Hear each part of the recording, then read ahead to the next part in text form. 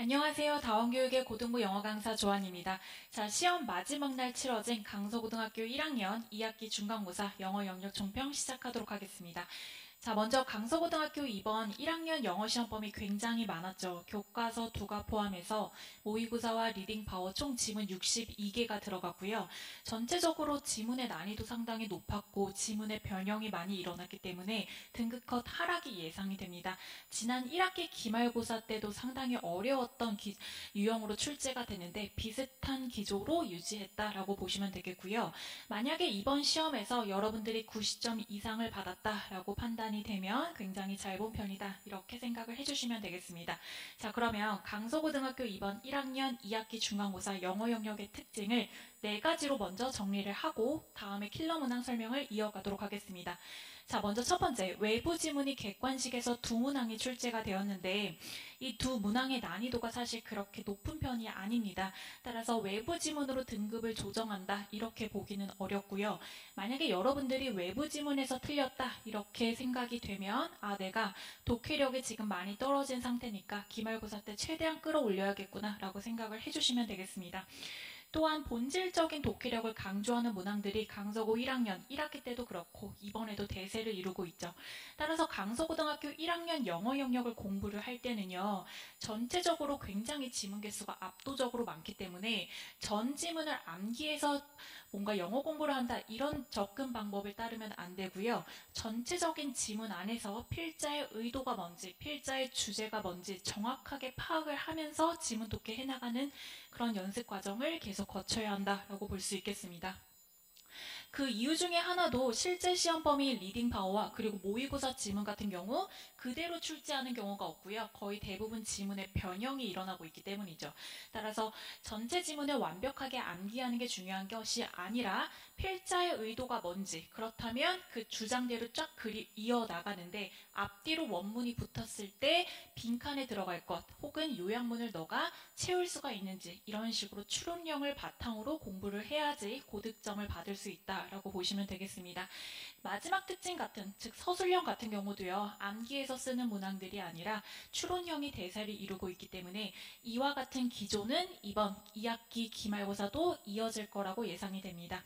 제가 예상하건대 1등급 컷 높으면 94점 정도 예상하고 있고요. 여러분들이 2등급까지 받으려면 그래도 80점대 후반은 맞아야 된다라고 예상을 하고 있습니다. 실제로 저희 반 같은 경우도 극상위권 학생들은 90점대를 또 유지했기 때문에 기말고사 때 이와 비슷한 난이도로 출제할 것이라고 예상하고 있습니다. 자, 전체적으로 정리하자면요, 객관식 36개, 서술형 3개, 총 39개 문항을 60분 안에 풀어야 되기 때문에 굉장히 시간도 촉박하고 전체적으로 지문 변형이 많이 일어나서 까다로운 시험이었다, 이렇게 판단을 해주시면 되겠습니다. 자, 그러면 객관식에서 강서고등학교 1학년 학생들이 어떤 부분을 많이 틀렸는지 정리를 하도록 하겠습니다. 자, 먼저 객관식 6번 유형 되겠습니다. 모의고사 지문에서 가지고 오셨고요. 원래 이 모의고사 지문에서 다루고 있는 건 브레인 라이팅에 대한 내용을 다루고 있습니다. 자, 그런데 이 브레인 라이팅과 대비되는 개념이, 유명한 개념이 브레인스토밍이 있죠. 따라서 실제 지문에서는 나오지 않았지만 브레인스토밍과 브레인 라이팅을 비교할 것 같아서 제가 파이널 시간 때 실제로 브레인 라이팅이 들어간 브레인 라이팅뿐만이 아니라 브레인스토밍 내용이 들어간 원문을 가지고 수업을 진행을 했었고요. 실제 그대로 브레인스토밍 관련해서 나왔다라고 생각을 해주시면 되겠습니다. 저의 수업을 들었던 학생들 같은 경우는 브레인스토밍이 어떤 특징을 가지고 있고 브레인 라이팅에 비해서 어떤 장단점을 가지는지 미리 알고 있었기 때문에 어느 정도는 객관식에서 시간 소요가 좀 덜했겠다라고 예상되는 문항이 되겠습니다. 자, 두 번째 객관식 8번 유형 되겠는데요. 리딩 파워에서 가지고 오셨습니다. 이 문항이 학생들이 생각보다 함정에 걸린 그런 친구들이 많은데 문항에서 물어보는 것은 내용 일치하지 않는 것을 물어보는 다소 평이해 보이는 유형이라고 생각을 해주시면 되겠습니다. 자, 그런데 이 문항에서 학생들이 4번 선지를 고른 학생들이 굉장히 많습니다. 4번 선지에 해당하는 답의 근거는 제가 이렇게 빨간 글씨로 해놓은 he was succeeded by 이런 식으로 문장이 이어지게 되는데 be succeeded by라는 표현을 정확하게 해석하지 못한 친구들은 보기 선지 4번의 함정으로 빠져들었다라고 보시면 되겠습니다. 실제로 그런데 be succeeded by 이 표현은요. 이번 강서고 1학년 교과서 6과에 해당하는 표현이기 때문에 이 표현을 정확하게 숙지를 하고 독해 지문에 이렇게 적용되면은 너가 해석을 할 수 있니? 라고 강서고 선생님이 물어본 의도라고 볼 수가 있겠죠. 따라서 1번을 고른 학생들이 많지만 실제로 정답이 4번이었기 때문에 아마 시험 끝나고 학생들이 실수를 했구나라고 스스로 생각한 친구들이 많을 거다라고 생각이 됩니다. 실제로 이 지문 같은 경우도요. 앞뒤로 원문이 좀 추가됐다라고 보면 되겠고요. 그 다음에 객관식 19번 유형 되겠습니다. 모의고사에서 가지고 오셨고요. 빈칸에 들어갈 문장을 찾는 겁니다. 자, 그런데 제가 또 이렇게 빨간 글씨로 해놓은 이 부분이 실제로 약간 재영작이 된 부분인데 재영작이 됐다고 해서 빈칸에 들어갈 문장, 주제문 찾는 거죠. 전체적인 글의 흐름의 주제가 바뀌는 것이 아니기 때문에 충분히 고를 수가 있습니다. 또한 이 지문 실제로 수업할 때요. 제가 가장 강조했던 주제문, 리포지셔닝이 이 지문의 키워드이기 때문에 리포지셔닝이 들어가는 선지는 정답 5번밖에 없죠. 물론 5번 보기 안에서 underway이라는 표현이 헷갈렸다면 다소 조금 다른 보기와 헷갈릴 수가 있겠지만 또 속어법으로 지우다 보면 답이 될 만한 게 나오지 않습니다. 그래서 전체적으로 또 5번밖에 정답이 될 수가 없고요. 자, 이렇게 좀 살펴봤을 때 모의고사 지문에 살짝 변형이 되고 원문의 혹은 붙는다 할지라도 전체적인 글의 흐름, 주제가 바뀌지 않기 때문에 여러분들이 정답을 고르는 데 있어서 그렇게 가로막는 요인은 아니다라고 보시면 되겠습니다. 또 객관식 22번 유형인데요. 리딩 파워에서 가지고 오셨습니다. 이 리딩 파워 같은 이 빈칸에 들어갈 문장 찾는 유형 같은 경우도요. 살짝 전체적으로 지문이 재영작되었습니다. 자, 그런데 이 지문이 굉장히 중요해서 제가 또 파이널 시간 때 바벨피시 관련한 원문 수업 진행을 했고요. 비슷하게 출제가 됐다라고 보시면 되겠습니다. 또한 빈칸에 들어갈 어구 또는 문장을 찾는 건 결국에 주제문을 찾는 거기 때문에 바벨피시 관련해서 주제를 정확하게 알고 있다면 정답 3번 고르는데 어렵지 않게 풀 수가 있었겠죠. 3번 선지에서 discrepancy 정도의 단어가 헷갈릴 수 있겠으나 실제로 저희 반 같은 경우는 리딩 파워 제가 기출문제를 20년부터 23년까지 굉장히 많이 배포를 했고 실제 그 기출에서 이와 비슷한 유형이 많이 출제가 되었기 때문에 제가 배부한 자료를 모두 풀어본 학생들 같은 경우는 이 문항도 안전하게 다 맞지 않았을까라고 예상이 됩니다. 만약에 여러분이 discrepancy라는 단어를 몰랐다 이러면 내 어휘력이 아직 많이 부족하구나 이렇게 판단을 해주시면 되겠습니다. 자, 객관식 23번도 유형 되겠는데요. 리딩 파워에서 가지고 오신 지문이고 이 지문이 가장 여러분들의 객관식에서 오답률이 높은 그런 문항이라고 보시면 되겠습니다. 제가 이렇게 빨간색 박스를 크게 해놨는데 이 부분이 다 원문에서 가지고 오셨고요. 실제 들어갈 빈칸에 들어갈 문장을 찾는 겁니다. 자, 그런데 제가 앞서 슬라이드에서도 설명을 했듯이 빈칸에 들어갈 문장은 전체 지문의 주제문이라고 말씀드렸죠.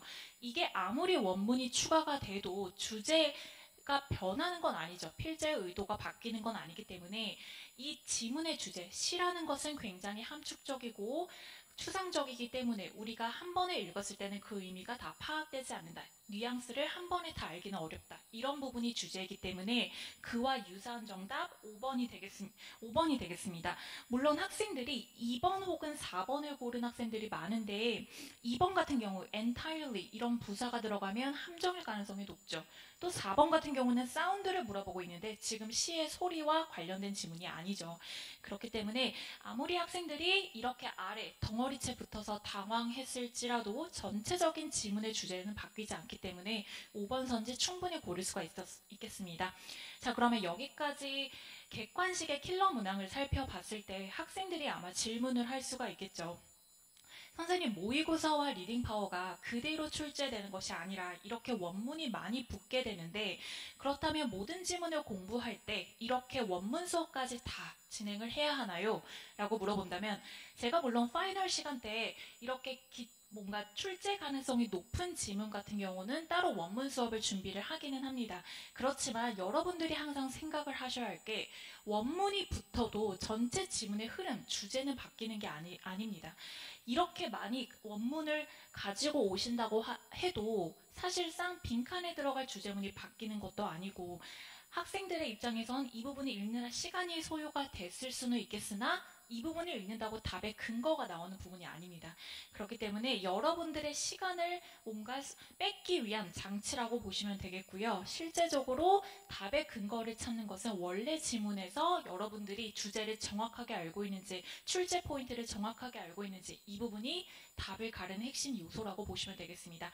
실제로 리딩 파워와 모의고사 수업을 진행을 할 때는요. 저는 정확한 해석 그리고 주제를 가장 중요하게 수업에서 진행을 하고 있고요. 이렇게 지문이 변형되기 때문에 여러분들이 모든 문장을 암기하는 게 절대 중요한 접근법이 아니다라고 강조를 드리고 있습니다. 자, 그러면 이제 서논술형을 살펴보도록 할게요. 2번 문항 한번 살펴보겠습니다. 요즘 강서고 1학년 영어의 트렌드죠. 내년에 2학년 올라가서도 이와 비슷하게 서술형이 출제된다라고 보시면 되겠습니다. 자, 먼저 주제문을 묻고 있는데 그 주제를 단어를 조합해서 너가 이 지문에 대한 주제문을 영작할 수 있니? 항상 강서고 1학년 시그니처 문제죠. 그리고 선생님이 이런 지문을 바탕으로 문장을 3줄에서 혹은 4줄 정도 다시 영작을 하신 다음에 A와 B에 들어갈 단어를 한번 너가 찾았어라. 이런 식으로 요즘에 출제가 됩니다. 그런데 이 A에 들어갈 단어 favorably 이 단어는 굉장히 이 지문에 어떻게 보면 키워드라고 볼 수가 있겠습니다. 그래서 제가 또 파이널 시간 때 favorably 나올 것 같아서 단어 조심하라고 아이들에게 강조했고요. 그리고 실제로 리딩파워 중요 문장에도 이 문장을 우리가 암기했었기 때문에 제 수업을 들은 학생들은 favorably 지금 부사가 들어갈 자리이기 때문에 ly를 붙여서 다 잘 적지 않았을까라고 예상이 되고요. 두 번째 단어 opposed 같은 경우도 과거형에 맞게 충분히 쓰지 않았을까라고 예상이 됩니다. 이런 유형을 봤을 때 서술형이 전체 지문에 해당하는 것들을 딸딸딸딸 암기한다고 쓸 수 있는 유형이 아니죠. 그렇기 때문에 전체적으로 내가 지문에 대한 이해도와 해석을 어느 정도 하고 있는지 전체적인 맥락과 흐름을 물어보는 문제가 많다라고 보시면 되겠습니다. 자, 정리하도록 할게요. 자, 2가지로 정리하겠습니다. 강서고등학교 1학년 영어 내신을 준비할 때는 전체적인 지문에 대한 주제를 먼저 정확하게 알고 있어야 합니다. 이 주제를 정확하게 파악하지 못하고 그냥 무작정 변형 문제를 풀거나 아니면은 전문 암기를 하는 학생들이 많은데 그렇게 접근하면 시간은 시간대로 들고 결과는 그만큼 안 나온다라는 것을 꼭 염두에 두시기 바랍니다. 두 번째 특징 같은 경우는 이렇게 또 암기를 해서 소용이 없는 이유 중에 하나가 시험 범위가 굉장히 많습니다. 이번에 지문 개수 62개였기 때문에 2학년으로 올라가면 여러분의 지문의 난이도는 상당히 더 까다로워지기 때문에 절대로 지문을 암기해서 풀 수 있는 문항들을 출제하지 않습니다. 그렇기 때문에 지문 암기로 접근하는 것이 아니라 각 지문의 주제문이 어떻게 되는지, 요약문으로 출제되면 어떻게 될 건지, 빈칸으로 변형되면 어떻게 될 건지 이렇게 고난도의 추론력을 지속적으로 연습을 해야지 여러분들이 상위 등급을 받을 수 있는 학교다라고 생각을 해주시면 되겠습니다. 제가 근데 이번 시험을 보고 한 가지 발견한 특징 중에 하나는요. 1학기 때에 비해서 다소 성적이 하락한, 눈에 띄게 하락한 친구 케이스의 특징 2가지를 정리하도록 하겠습니다. 그중 한 가지, 첫 번째 특징은요. 지난 1학기 기말고사를 생각보다 잘 봤고요. 그런데 여름방학 동안 영어학원이나 아니면 영어학습을 충분히 하지 않고 2학기 중간고사 때 영어 내신에 합류한 친구들입니다. 그런 친구들 같은 경우는 여름방학 기간 동안 영어를 제대로 하지 않고 내신으로 바로 합류했기 때문에 이렇게 시험 범위가 압도적으로 늘어나고 외워야 되는 어휘량이 많아졌을 때 충분히 따라오지 못하는 그런 성향을 보였고요. 또 이번에 성적이 떨어진 친구들 2번째 특징은 영어가 마지막 날 출제가 시험을 봤죠. 그렇기 때문에 금, 토, 일 3일 정도의 시간이 있었고 영어 공부를 끈기 있게 마지막 날 일요일까지 하지 않고 좀 미리 마음이 좀 편안해져서 좀 미리 좀 손을 놨던 그런 친구들 같은 경우도 점수 하락이 눈에 띄게 보이는 그런 특징을 가지고 있다라고 보시면 되겠습니다. 자, 이런 것들이 강서고등학교 1학년 제가 수업을 할 때 뭐 기출이라든지 아니면은 파이널 자료, 중요 문장 정리, 마지막 동영 모의고사까지 강서고등학교 1학년 총 9회에 걸쳐서 이렇게 완벽 대비하고 있다라고 보시면 되겠습니다. 자, 이제 강서고등학교 1학년 마지막 영어 시험이 남았죠. 2학기 기말고사 개강은 이번 주 토요일 10월 19일이 되겠습니다. 강서고등학교 1학년 같은 경우는 오전반과 오후반 나눠서 수업을 진행하고 있고요. 두 반의 난이도 차이는 없다라고 보시면 되겠습니다. 이번에 직보 포함 총 9회 완성되겠고요. 종강은 12월 둘째 주가 되겠습니다. 적중률 높은 리딩 파워 기출 최소 3개년에서 4개년 정도 항상 변형 문제 풀리고 있고요. 그것뿐만 아니라 각종 모의고사 기출 그리고 제가 따로 정리하는 자료까지 완벽하게 대비시키고 있다라고 보시면 되겠습니다. 가장 중요한 거 제가 앞에서도 계속 설명드렸듯이 암기가 아니라 본질적인 독해력과 추론력을 향상시키기 위한 수업 진행하고 있고요. 이런 것들이 쌓였을 때 여러분들이 수능 수업까지 안전하게 이어질 수 있다라고 보시면 되겠습니다. 또한 1대1 클리닉 수요일 혹은 목요일 둘 중 하나 요일에서 시간이 되는 날짜에 맞춰서 정규 시간에 저한테 질문을 하지 못했다든지 시험 통과를 하지 못한 학생들은 1대1로 항상 저랑 만나는 시간 가지고 있습니다. 자, 여기까지 강서고등학교 1학년 2학기 중간고사 영어 영역 총평을 진행한 조언이었습니다. 감사합니다.